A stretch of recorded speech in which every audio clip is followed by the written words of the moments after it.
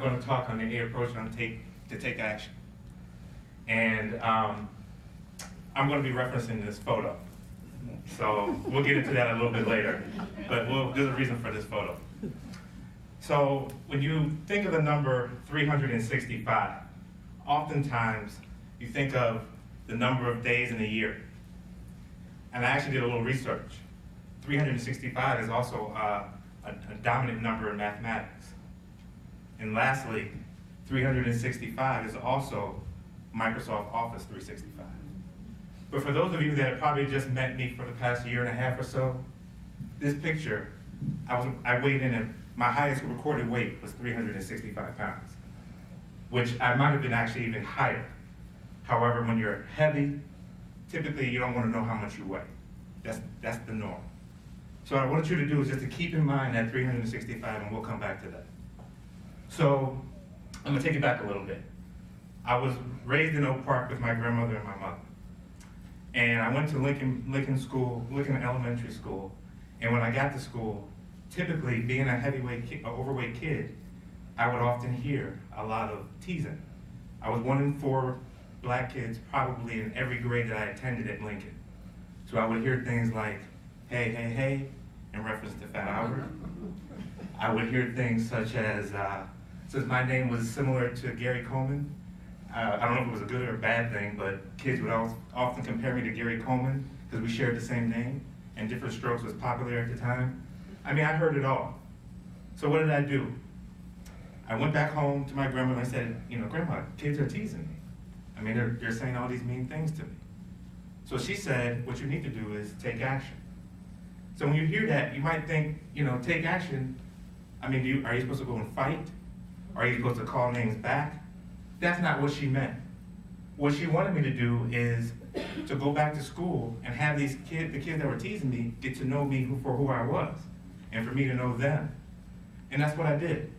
I went to school on a regular basis and got to know some of these kids, and some of the kids got to know me. And all of you, probably most of the people that know me here, I'm a people person. And I was the same way at Lincoln School. So now I'm going to fast forward to high school. In high school, I heard some of the same things, not as much, but it was typically more in terms of just kind of scaled down a bit. But there was one name that I could not stand after playing football and being in high school and knowing most of these kids. They used to call me Big Lair. And I said the same thing to my grandmother. Man, I really didn't like that name. You hear the name Big Lair, because when you're heavy, you don't want to be associated with anything big. So I went back to my grandmother again. She said, what do you need to do? Take action. But this time it was a little different. Instead of going back to high school and doing the same thing I did as a grade school, she said, look at the name as maybe instead of taking it as a negative, maybe turn it into a positive. And that's what I did. I embraced the name. Sort of became popular at school. To this day, if you go back to school and know people that I graduated with, you say, who's Big Lair? They'll know who I am. And also to this day, I have the same license plate from when I was 16, 17 years old. And on that plate, it says Big Lair. So that's basically what I did. I took action in terms of just embracing the name Big Lair. So as I go into my career, when I came here at Northern Trust almost 18 years ago, this is when this photo was taken. When I got here, we had a culture of, there was a lot of people that wanted to go to the gym, they wanted to work out.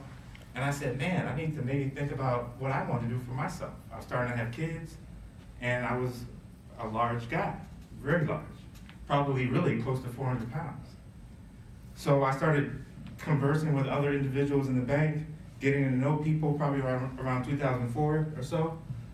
So I said, you know, it's time for a change. So what did I do? I took action.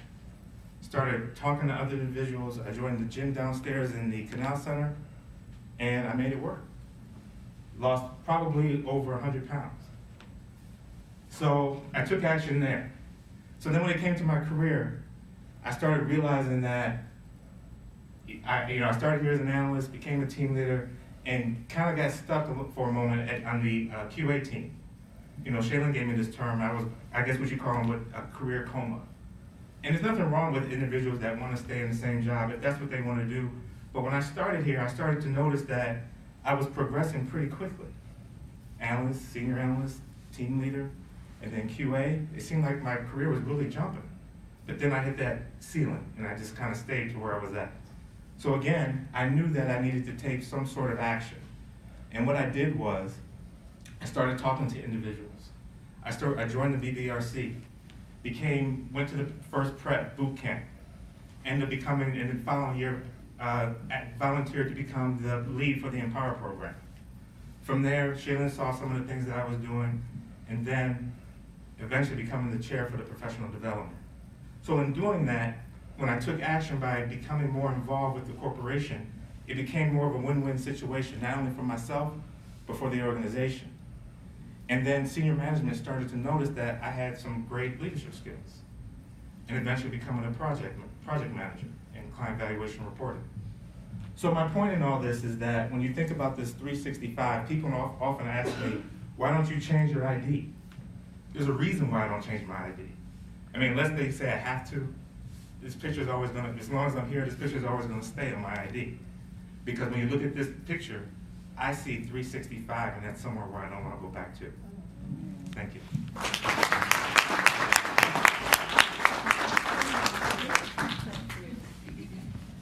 Wow.